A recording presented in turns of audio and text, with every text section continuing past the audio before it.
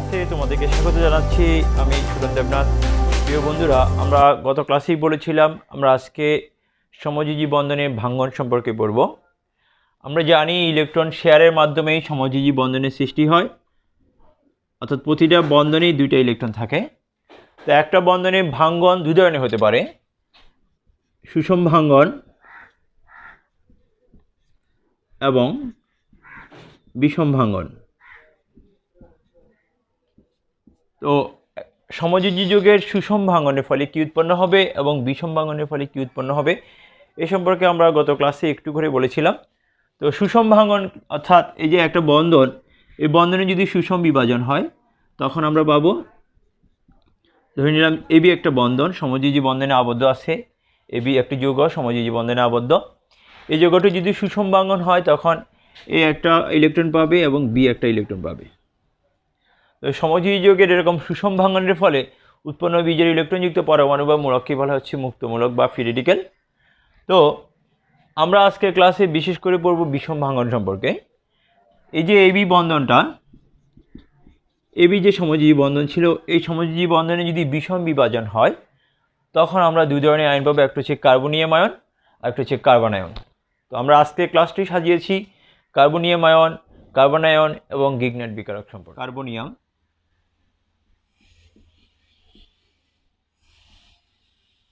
Ion,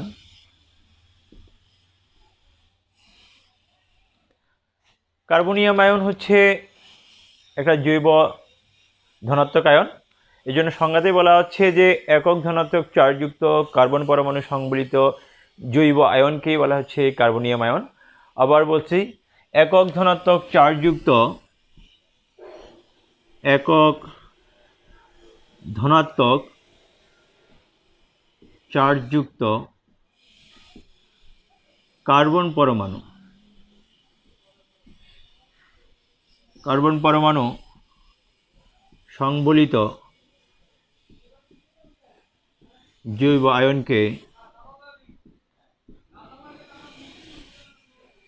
carbonium ion বলে।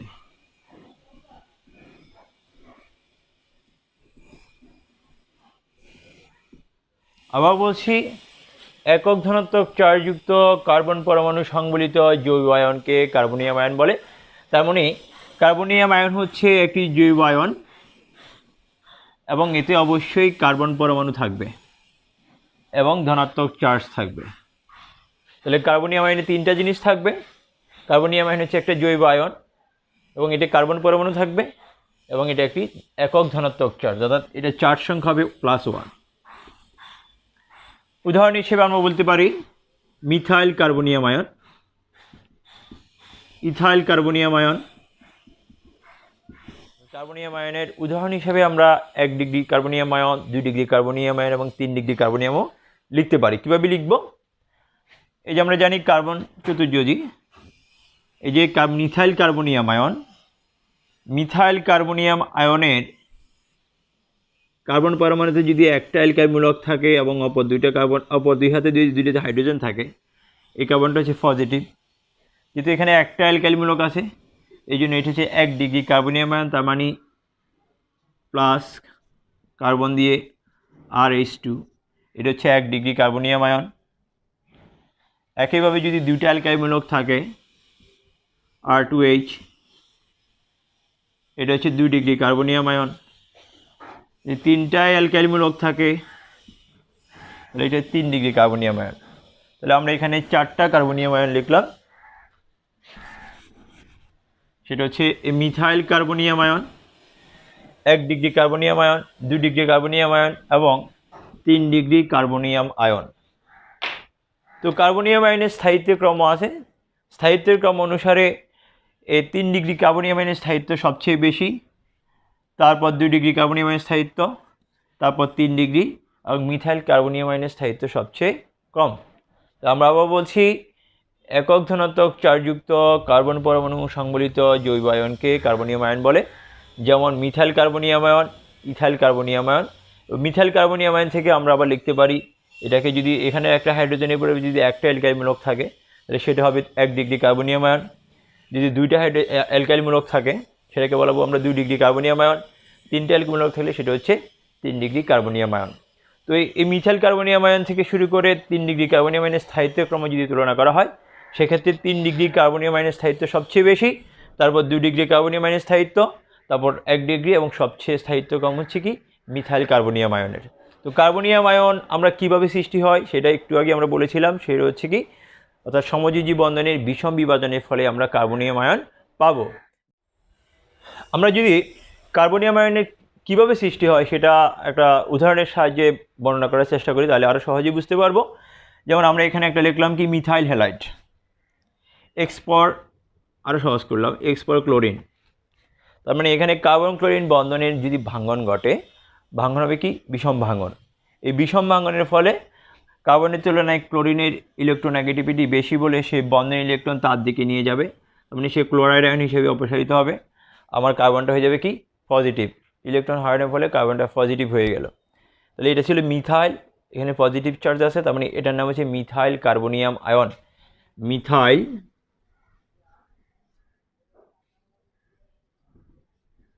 Carbonium ion, এই ছিল আমার কার্বনিয়াম আয়ন।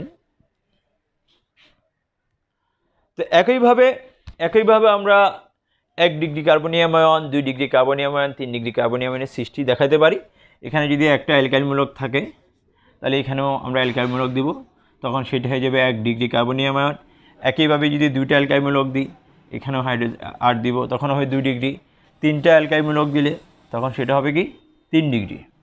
এভাবে এই বন্ধনী বিষম ভাঙ্গনের ফলে আমরা ধনাত্মক চার্জযুক্ত, একক ধনাত্মক চার্জযুক্ত কার্বন পরমাণু সংবলিত যে যৌগ আয়ন পাবো সেটাকেই আমরা বলবো কার্বনিয়াম আয়ন। তো এখন আমরা জানবো কার্বন আয়ন সম্পর্কে। আমরা একটু আগেই কার্বনিয়ামকে বলছি একক ধনাত্মক চার্জযুক্ত কার্বন পরমাণু সংবলিত যৌগ আয়ন। তো আমরা যদি কার্বন আয়ন সম্পর্কে বলি, কার্বন আয়ন মানে হচ্ছে কার্বন অ্যানায়ন, তার মানে একক ঋণাত্মক চার্জযুক্ত,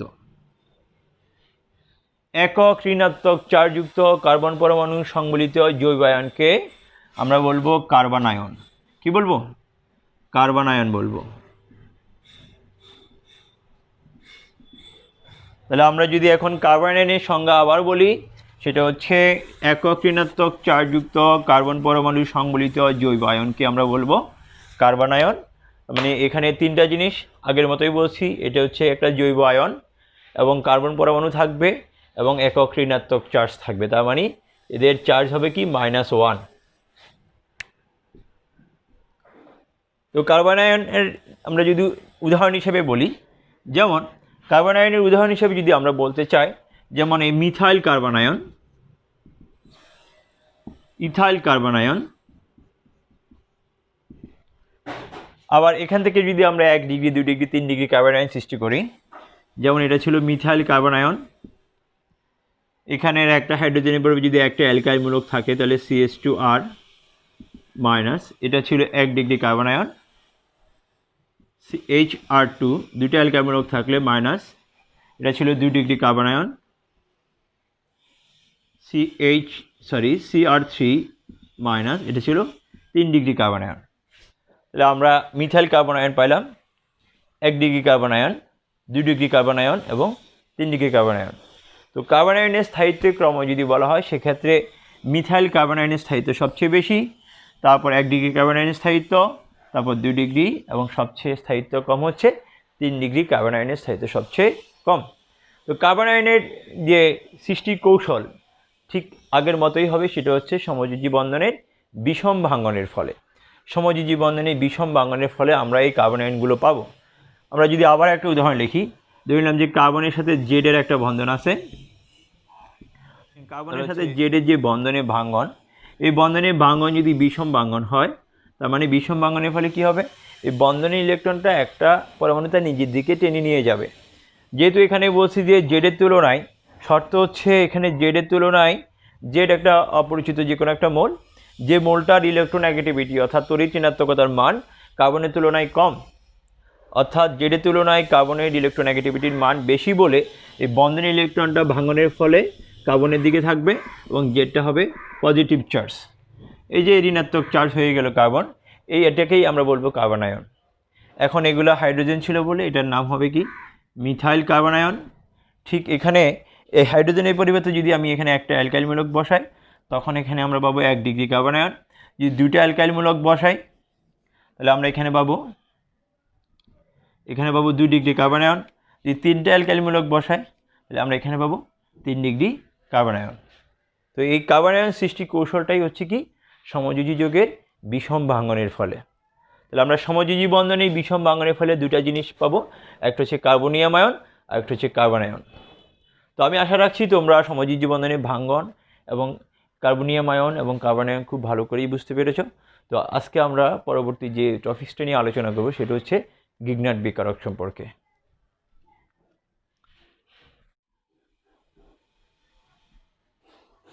গিগনার্ড বিকারক। গিগনার্ড বিকারক কি? গিগনার্ড বিকারক হলো একটি জৈব ধাতব যৌগ। তার মানে গিগনার্ড বিকারক সম্পর্কে আবার বলতেছি, গিগনার্ড বিকারক হচ্ছে একটি জৈব ধাতব যৌগ। আর একটা মানে বলতে গেলে গিগনার্ড বিকারক সম্পর্কে আমরা আরেকটা পরিচয় দিতে পারি, সেটা হচ্ছে প্রত্যেক সমগোত্রীয় শ্রেণীর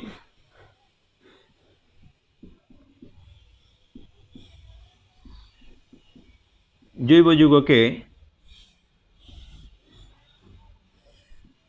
আমরা গিগনার্ড বিকারক থেকে পেতে পারি। গিগনার্ড বিকারক থেকে তৈরি করা যায়। আবার বলছি, গিগনার্ড বিকারক হচ্ছে একটি জৈব ধাতব যৌগ এবং এটা আরেকটা অনন্য বৈশিষ্ট্য হচ্ছে আমরা প্রায় প্রত্যেক সমগোত্রীয় শ্রেণীর সদস্যকে অর্থাৎ জৈব যৌগকে এই গিগনার্ড বিকারক থেকেই তৈরি করতে পারবো। তো গিগনার্ড বিকারক জৈব ধাতব যৌগ, তার মানে সেখানে একটা ধাতুও থাকবে। আমরা ধাতু হিসেবে গিগনার্ড বিকারক থাকবে কি ম্যাগনেসিয়াম। আমরা জানি ম্যাগনেসিয়াম হচ্ছে একটা দ্বিযোজী পরমাণু, অর্থাৎ ম্যাগনেসিয়ামের 2 হাত থাকবে। তো এই 2 হাতের মধ্যে এক হাতে থাকবে অ্যালকাইল মূলক এবং আরেক হাতে থাকবে হ্যালোজেন। তার মানে alkyl magnesium halide. Alkyl magnesium হ্যালাইডটাই হচ্ছে আমার গিগনার্ড বিকারক। নাম লিখতে পারি alkyl magnesium halide. Alkyl magnesium হ্যালাইডটি হচ্ছে আমার একটা জৈব ধাতব যৌগ অর্থাৎ গিগনার্ড বিকারক। তো এই অ্যালকাইল ম্যাগনেসিয়াম হ্যালাইড আমরা কিভাবে পাবো? আমরা একটা রিঅ্যাকশন দিব, ওই রিঅ্যাকশন হবে শুষ্ক ইথার।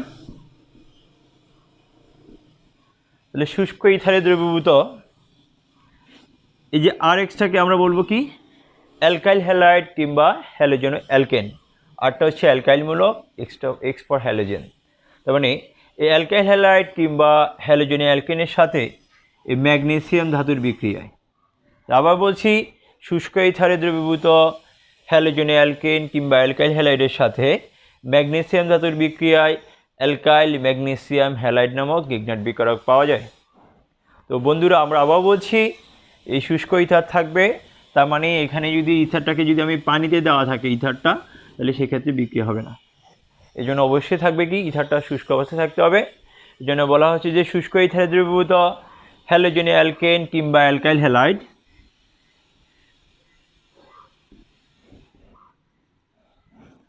এর সাথে ম্যাগনেসিয়াম ধাতুর বিক্রিয়ায় অ্যালকাইল ম্যাগনেসিয়াম হ্যালাইড নামক গিগনার্ড বিকারক পাওয়া যায়। আমরা যদি এখানে অ্যালকাইলের পরিবর্তে মিথাইল এবং এক্সের পরিবর্তে যদি ব্রোমিন ব্যবহার করি, তাহলে মিথাইল ব্রোমাইড প্লাস ম্যাগনেসিয়াম, এখানে থাকবে শুষ্ক ইথার, তাহলে হবে মিথাইল ম্যাগনেসিয়াম ব্রোমাইড। এই মিথাইল ম্যাগনেসিয়াম ব্রোমাইডটা হচ্ছে আমার একটা গিগনার্ড বিকারক। তো আমরা একটু আগেই বলেছিলাম যে প্রত্যেক সমগোত্রীয় শ্রেণীর যৌগকে গিগনার্ড বিকারক থেকে তৈরি করা যায়। তারই কিছু উদাহরণ আমরা এখন দেখব।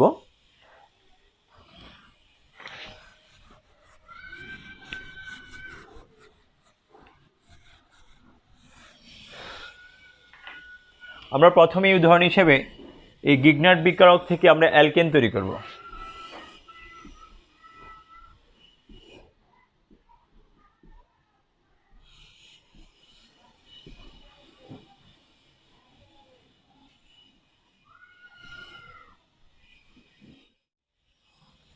গিগনাট বিকারক থেকে সম্পৃক্ত হাইড্রোকার্বন অর্থাৎ অ্যালকেন তৈরি করতে গেলে আমরা গিগনাট বিকারকের হাইড্রোলাইসিস করব, অর্থাৎ গিগনাট বিকারকের আর্দ্র বিশ্লেষণ করব। আমরা জানি আর্দ্র বিশ্লেষণে পানির দুটো আয়ন অংশ নেয়, একটা হচ্ছে হাইড্রোজেন আয়ন, একটা হচ্ছে কি হাইড্রোক্সিল আয়ন। তো গিগনাট বিকারকের আয়ন অ্যানালাইসিস যদি আমরা করি তাহলে আমরা সহজেই বুঝতে পারবো। আমরা জানি ম্যাগনেসিয়াম গ্রুপ 2 এর ধাতু। তো গ্রুপ 2 ধাতু সময়ে জারণ সংখ্যা হচ্ছে +2, ম্যাগনেসিয়াম +2, এবং আমার এই হ্যালোজেন হচ্ছে জারণ সংখ্যা -1। তো ম্যাগনেসিয়াম এই গিগনাট বিকারক হচ্ছে একটা নিরপেক্ষ যৌগ। আমরা জানি যে নিরপেক্ষ যৌগে জারণ সংখ্যার সমষ্টি 0 হতে হয়, সে ওটা যদি চিন্তা করি 0 হতে হয়। তাই ম্যাগনেসিয়ামের জারণ সংখ্যা যদি +2 হয়, হ্যালোজেনের জারণ সংখ্যা -1, আমার অ্যালকাইলের জারণ সংখ্যা এখানে হবে কি তাও -1, তার ফলেই টোটাল সমষ্টি হবে 0। তার মানে এই অ্যালকাইল ম্যাগনেসিয়াম হ্যালাইডের মধ্যে আমার এই ম্যাগনেসিয়াম হ্যালাইড পোর্শনটা হচ্ছে পজিটিভ, যেহেতু -2 + 1 সরি +2 - 1 ইকুয়ালটি হচ্ছে +1। তার মানে অ্যালকাইল ম্যাগনেসিয়াম হ্যালাইডের মধ্যে এই ম্যাগনেসিয়াম হ্যালাইডটা হচ্ছে +1, ফলে আমার এই অ্যালকাইলটা হচ্ছে মাইনাস। তো গিগনাট বিকারকের থেকে সম্পৃক্ত হাইড্রোকার্বন তৈরি করতে আমরা বলছি আর্দ্র বিশ্লেষণ করব। আমরা বলছি আর্দ্র বিশ্লেষণের ফলে পানির দুটো আয়ন বিক্রিয়া অংশ নেয়, ধনাত্মক ঋণাত্মকের সহজেই যৌগ সৃষ্টি হতে পারে। তার মানে আমার এই অ্যালকাইল অংশের সাথে যুক্ত হবে কে, এই মাইনাসের সাথে যুক্ত হবে পানির ধনাত্মক অংশ অর্থাৎ হাইড্রোজেন। তার মানে RH মিলে একটা প্রোডাক্ট হবে, আর এই ম্যাগনেসিয়াম হ্যালাইডের সাথে হবে পানির হাইড্রোক্সিল আয়ন। তার মানে থাকবে কি ম্যাগনেসিয়াম হাইড্রোক্সিল হ্যালাইড। আমরা যদি একটা উদাহরণ লিখি তাহলে হয়ে যাবে হ্যালাইড। আমরা যদি একটা উদাহরণ লিখি তাহলে সহজেই বুঝতে পারবো। যেমন এখানে আর এর পরিবর্তে যদি আমরা মিথাইল লিখি, ধরো মিথাইল ম্যাগনেসিয়াম আয়োডাইড লিখলাম প্লাস পানি, তাহলে আমার মিথাইলের সাথে থাকবে পানির হাইড্রোজেন প্রান্ত, তার মানে হয়ে যাবে CH4, আর ম্যাগনেসিয়াম আয়োডাইডের সাথে থাকবে হাইড্রোক্সিল অংশ, তার মানে ম্যাগনেসিয়াম হাইড্রোক্সিল আয়োডাইড। এই CH4টাই হচ্ছে আমার মিথেন, অর্থাৎ একটা সম্পৃক্ত হাইড্রোকার্বন। একই প্রক্রিয়ায় আমরা যদি ইথেন তৈরি করতে চাই তাহলে আমরা এখানে ইথাইল ম্যাগনেসিয়াম হ্যালাইড, সেটা আয়োডাইড হোক কিংবা ব্রোমাইড হোক লিখব, প্লাস পানি দিব, আর্দ্র বিশ্লেষণ করলে এখানে ইথেন উৎপন্ন হবে। তো গিগনাট বিকারক থেকে আমরা আরও কিছু জৈব যৌগ তৈরি করব। তার মধ্যে আমরা এখন তৈরি করব গিগনাট বিকারক থেকে অ্যালকোহল তৈরি, মনোহাইড্রিক অ্যালকোহল প্রস্তুত করব। গিগনাট বিকারক থেকে অ্যালকোহল প্রস্তুতি।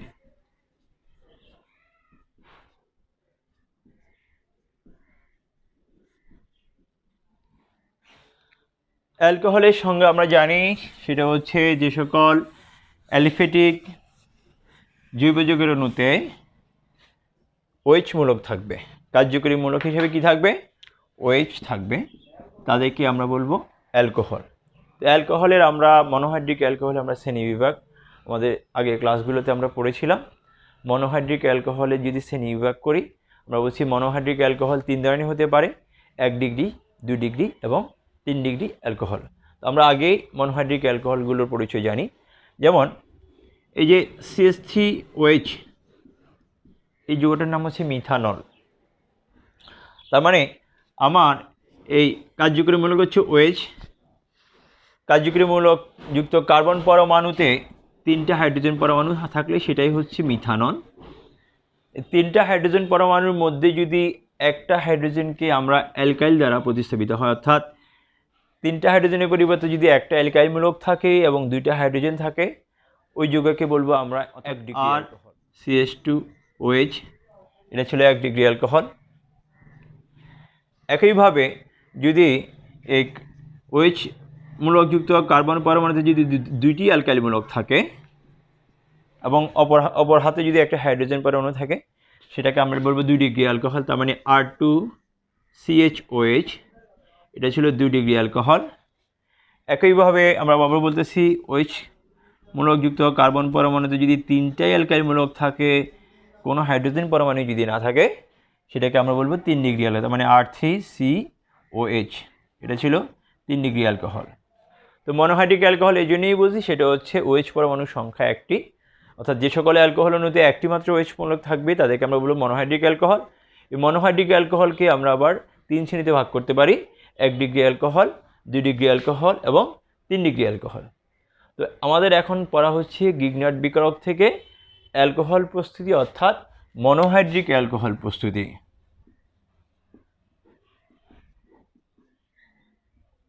গিগনার্ড বিকারক থেকে অ্যালকোহলের মধ্যে আমরা কোন অ্যালকোহল তৈরি করব? মনোহাইড্রিক অ্যালকোহলকেই তৈরি করব। আমরা আগেই বলছি মনোহাইড্রিক অ্যালকোহল 3 ধরনের হতে পারে: 1 ডিগ্রি, 2 ডিগ্রি এবং 3 ডিগ্রি অ্যালকোহল।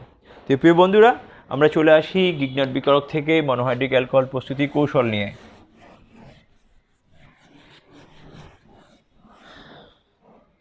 আমরা গিগনার্ড বিকারক হিসাবে লিখতে পাচ্ছি মিথাইল ম্যাগনেসিয়াম ব্রোমাইড। তো গিগনার্ড বিকারক থেকে যদি মনোহাইড্রিক অ্যালকোহল প্রস্তুত করতে চাই, সেক্ষেত্রে আমরা গিগনার্ড বিকারকের সাথে কার্বনিল যৌগের দ্রুত বিক্রিয়া দিব। কার্বনিল যৌগ আমরা জানি যে কার্বনিল যৌগ হচ্ছে দ্বিযোজী মূলকযুক্ত একটা মূলক, দ্বিযোজী CO কার্বনিল। এখানে দুইটা হাত থাকবে, এই যে একটা হাত, একটা হাত। তো দ্বিযোজী কার্বনিল মূলক সংযোজন বিক্রিয়া প্রদর্শন করে। কারণ হচ্ছে আমার এই যে দ্বিযোজী কার্বনিল মূলকের মধ্যে একটা সিগমা বন্ধন, একটা পাই বন্ধন থাকে। আর এই সিগমা বন্ধন ও পাই বন্ধনের ইলেকট্রনটা কার দিকে থাকবে? আমরা জানি কার্বনের তুলনায় অক্সিজেনের ইলেকট্রোনেগেটিভিটি অর্থাৎ তড়িৎ ঋণাত্মকতার মান বেশি। তাই এই বন্ধনের পাই ইলেকট্রনটা অক্সিজেন পরমাণুর দিকে থাকে বলে কার্বনটা হয়ে যাবে পজিটিভ, অক্সিজেনটা হয়ে যায় নেগেটিভ। যার ফলে আমরা দেখলাম এই গিগনার্ড বিকারকের মধ্যে আমার এই ম্যাগনেসিয়াম ব্রোমাইড পোর্শনটা হচ্ছে পজিটিভ পোর্শন, আর এই মিথাইল অংশটা হচ্ছে কি নেগেটিভ। এই নেগেটিভকে আমরা বলবো নিউক্লিওফাইল। আমরা গত ক্লাসে নিউক্লিওফাইল সম্পর্কে জেনেছি যে সকল বিক্রিয়াকালে যে সকল আয়নের নিউক্লিয়াসের প্রতি প্রবল আকর্ষণ থাকে তাদেরকে আমরা বলেছিলাম নিউক্লিওফাইল। সেক্ষেত্রে আমার এই মিথাইল কার্বনিয়াম আয়ন অর্থাৎ এই গিগনার্ড বিকারকের মিথাইল অংশটা যেহেতু নেগেটিভ হচ্ছে, এই জন্য আমরা এটাকে বলবো নিউক্লিওফাইল। এই নিউক্লিওফাইলটা আমার এই কার্বনিল মূলকের মধ্যে, যেহেতু কার্বন পোর্শনটা হচ্ছে পজিটিভ, অক্সিজেনটা হচ্ছে নেগেটিভ, তার মানে কার্বনের সাথে যুক্ত হবে আমার এই গিগনার্ড বিকারকের মিথাইল অংশটা। যেহেতু সেই কার্বন পজিটিভ বলে এই নিউক্লিওফাইলটাই কার্বনে গিয়ে অ্যাটাক করবে এবং তার সাথে যুক্ত হবে। তো আমরা প্রথমেই বলছি যে আমরা 1 ডিগ্রি, 2 ডিগ্রি, 3 ডিগ্রি অ্যালকোহল তৈরি করব। আমরা আগে 1 ডিগ্রি অ্যালকোহলটা আবার একটু লেখার চেষ্টা করি।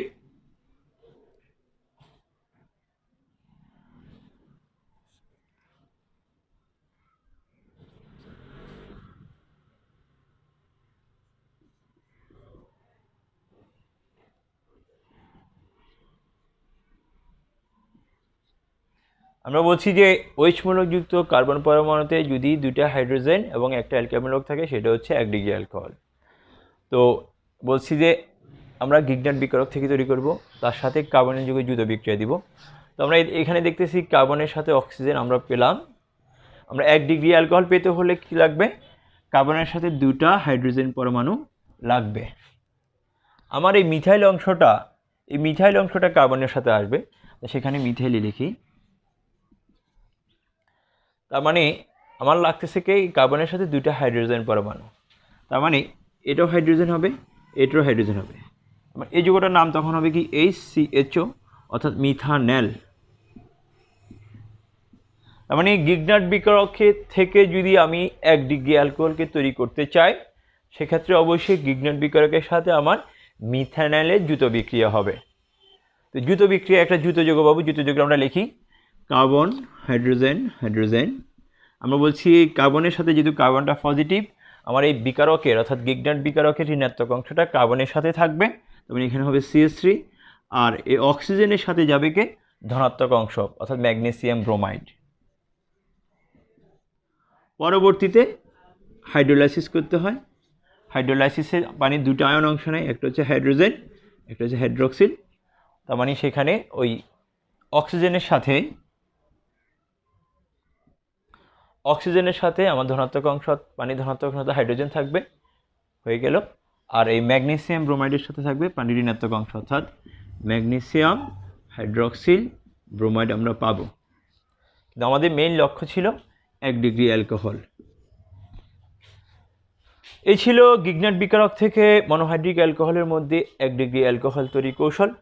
আমরা এখন 2 ডিগ্রি অ্যালকোহল তৈরি করব। আবারও বলতেছি, আমার এই গিগনাট বিকারকটাই থাকবে মিথাইল ম্যাগনেসিয়াম ব্রোমাইড। আমি নিব কার্বনিল যৌগ, সেটা কি নিব সেটা আমরা দেখব একটু পরে কি নিতে হবে। আমরা যদি এই 2 ডিগ্রি অ্যালকোহল লিখি তাহলে সহজে বিষয়টা ক্লিয়ার হবে।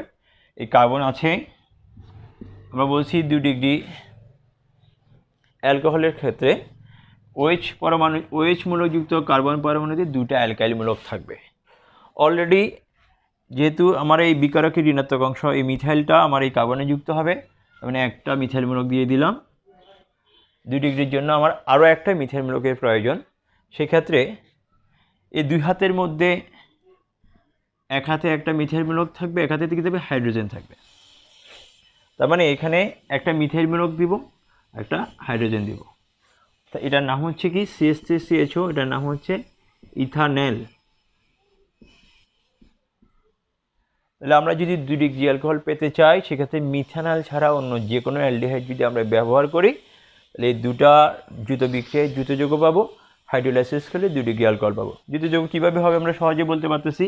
এই কার্বনের এক হাতে আছে হাইড্রোজেন, আরেক হাতে আছে মিথাইল মূলক। এই কার্বনের সাথে যুক্ত হবে আমার এই মিথাইল, অর্থাৎ বিকারকের ঋণাত্মক অংশটা যুক্ত হলো, আর অক্সিজেনের সাথে যুক্ত হবে কি ম্যাগনেসিয়াম ব্রোমাইড অংশ, অক্সিজেনের ধনাত্মক। পরবর্তীতে যদি আমরা হাইড্রোলাইসিস করি সেক্ষেত্রে অক্সিজেনের সাথে হাইড্রোজেন যুক্ত হবে আর ম্যাগনেসিয়াম ব্রোমাইডের সাথে হবে হাইড্রোক্সিল, তোমার ম্যাগনেসিয়াম হাইড্রোক্সিল ব্রোমাইড। আমার মেইন প্রোডাক্ট ছিল এটা হচ্ছে কি 2 ডিগ্রি অ্যালকোহল। তো একই প্রক্রিয়ায় যদি, অর্থাৎ এই গিগনাট বিকারক থেকে যদি আমি 3 ডিগ্রি অ্যালকোহল পেতে চাই সেক্ষেত্রে আমার 3 ডিগ্রি অ্যালকোহলের সংকেতটা যদি আমরা লিখি কীভাবে হবে, অর্থাৎ OH মূলকযুক্ত কার্বন পরমাণুতে 3টাই কী থাকবে অ্যালকাইল মূলক থাকবে। তার মধ্যে এই অ্যালকাইল মূলকটা আমরা এই গিগনাট বিকারক থেকেই পাই। তাহলে আরও 2টা অ্যালকাইল মূলক লাগবে, মানে কার্বনিল মূলকে 2টা কী লাগবে অ্যালকাইল মূলক লাগবে। তার মানে হাইড্রোজেনের পরিবর্তে আমরা দিব কি অ্যালকাইল মূলক। এটার নাম হচ্ছে কি এখন কিটোন, মানে প্রোপানন। প্রোপানন যদি ব্যবহার করা হয় সেক্ষেত্রে সবগুলোই মিথাইল মূলক হবে। পরবর্তীতে হাইড্রোলাইসিস করলে আমরা 3 ডিগ্রি অ্যালকোহল পাবো। এটা ছিল গিগনাট বিকারক থেকে মনোহাইড্রিক অ্যালকোহল, অর্থাৎ 1 ডিগ্রি, 2 ডিগ্রি এবং 3 ডিগ্রি অ্যালকোহল প্রস্তুতি কৌশল। প্রিয় বন্ধুরা, আমি আশা রাখছি যে তোমরা আজকের টপিক খুব ভালোভাবেই বুঝেছ। আমরা পরবর্তীতে গিগনাট বিকারক থেকে আরও কিছু জৈব যৌগ প্রস্তুতি কৌশল নিয়ে আলোচনা করব। তো আজকের ক্লাস এই পর্যন্তই রাখছি। আমাদের পরবর্তী ক্লাসের জন্য আমন্ত্রণ জানাচ্ছি এবং তোমাদের সহপাঠীদের মধ্যে যারা এখনও আমাদের এই ক্লাস সম্পর্কে অবগত না তাদেরকে বিষয়টি জানিয়ে দাও এবং আজকে ভিডিও কিংবা আমাদের চ্যানেলের লিঙ্ক বন্ধুদের মাঝে শেয়ার করো।